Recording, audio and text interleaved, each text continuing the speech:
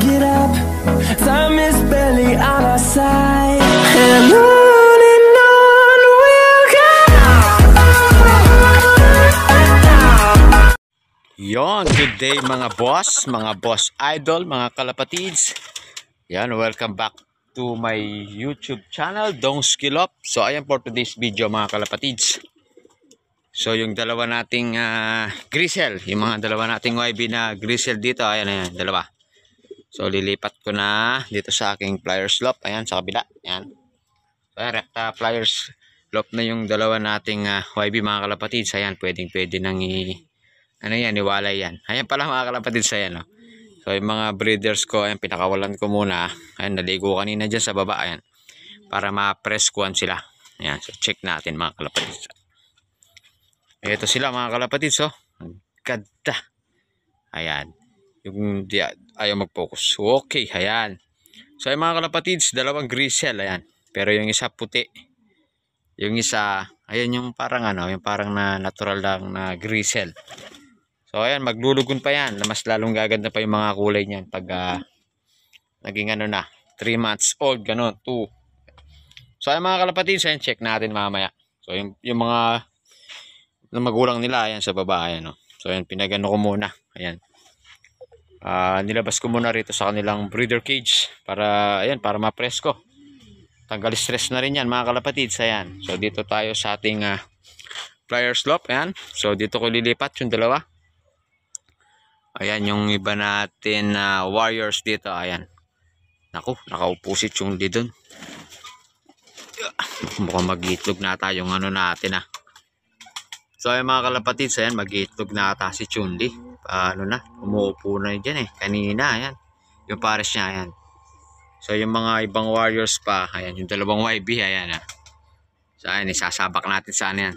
Dito sa CTPR, ngayon South. Kasama nila si 313. So ayan mga kalapatids, recta pliers loop na tayo. So idadaling ko yung dalawa rito mamaya. So check ko.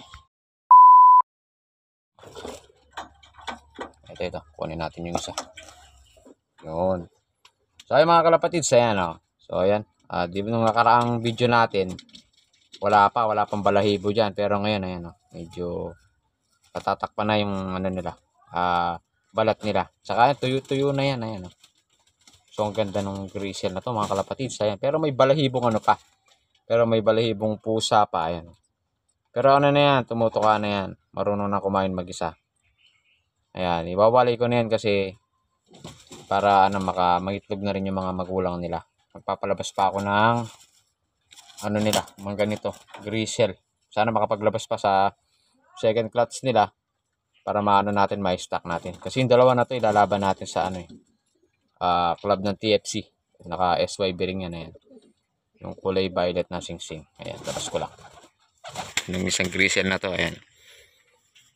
Ang lusog. So ayan, recta pliers stop na to mga kalapatids. Ang sasanayin na natin.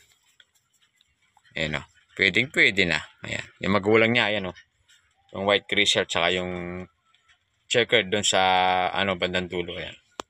Ito mga kalapatids, naman siya, white. Ang ganda.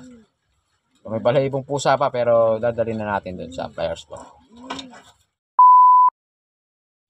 Boom! Ayan mga kalapatids, nilipat ko na yung dalawang grisel, ayan.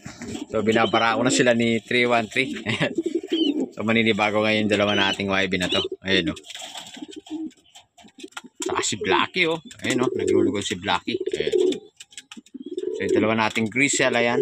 So ayan, dito na sila titira ngayon.